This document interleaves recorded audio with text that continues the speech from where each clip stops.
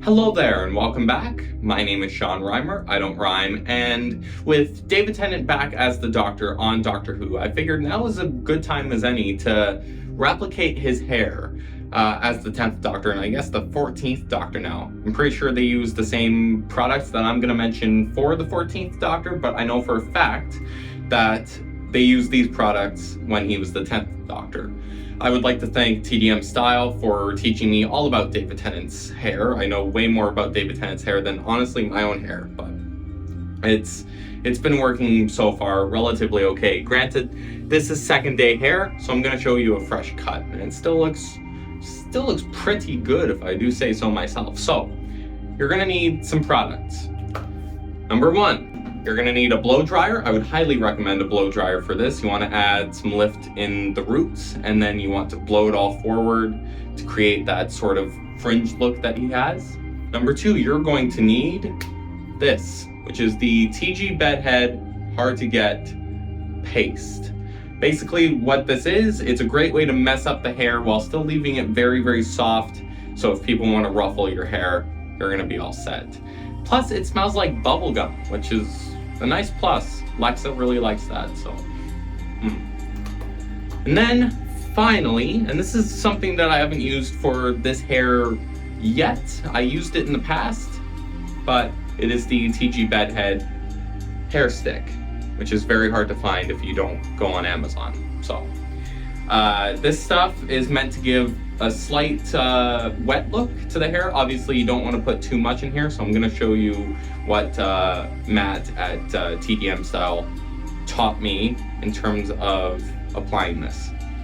First things first, though, we got to use the shower to wet this hair, so I will be right back. Bam! Wet hair. So, pro tip, I'm going to recommend one more product, completely optional, completely outside of the Tennant official instructions for his hair as the 10th Doctor, but it's something that I like to do. Add a little bit of sea salt spray, not too much, but and you can go with whichever one. This is one that I found at Chatter's just because it was cheap and it was travel sized for the concert that I went to. But give it a few spurts. You don't want anything like too much, because you don't want too much volume in this. This isn't like a pompadour or a quip. This is, as Matt called it, a sticky uppy. Make sure it's all in there. And then I'm gonna give you the blow drying instructions now because it's gonna be too loud to kind of explain. I set it to max intensity and medium heat. I don't want to burn my hair. And then what I do is I blow dry it all up into the back.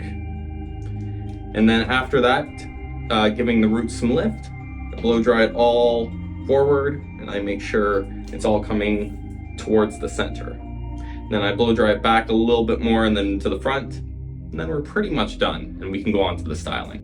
And then one thing I like to do before it's almost done, I like to blast some cold air to kind of lock it in place. Okay, so you got the basic shape there, you got some volume in the back, but you got a decent fringe in the front. Now we go on to styling. We're gonna start with the bedhead paste. Now, I like to start small because the key thing with hair product is you want to add on to it as you go instead of having like a big glop in your hair and have it be too heavy and then you gotta shower again and start all over. So I like to do a small fingertip amount. Really don't need much of this stuff, guys.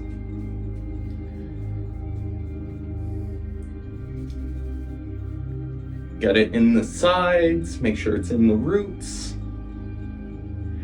At this point, you'll want your hair standing up all on its own. I'm gonna add a little bit more in the front, I think. Just a little bit more, not too much. All right, I would say that's standing up on its own. And like I said, if your hair is really sticky when you're doing this, you added too much. There's no way to sugarcoat it. So you want to make sure it's still soft, but at the same time, you want to be able to tell that first off, it's vertical, and you want to be able to feel the thickness in it. So what I like to do next is I want to give it maybe a minute or two to really set in there, and then we can go on to the hair stick. Now, with the hair stick, be very careful with this because this is castor oil in this. You're basically putting oil in your hair.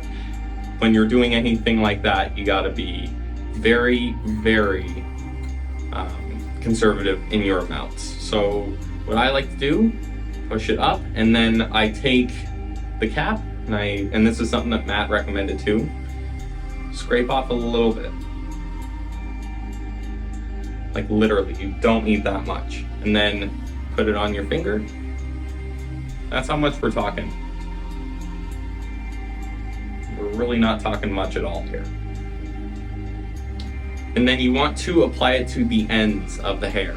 So very, very carefully. Just rub it through like that. Maybe give it a slight tussle. And then it's at this time that you can flatten down the sides, and you want to flatten down the back as well. So you really only want the front going.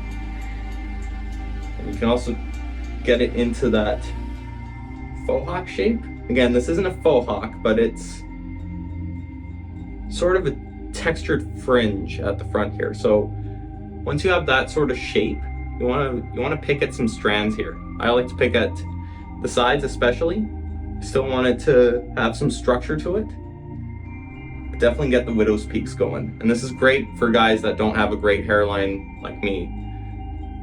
And there we go. There's no set way to do it. Really, what I would recommend, unless you're going for a specific episode, because his hair does vary in certain episodes, but for the general look, just let your hair do what it wants to do. This is a great low maintenance haircut and hairstyle. Throughout the day, you can just give it a little ruffle and you'll be all set. Great for second day hair too. And just like that, I think we're good to go.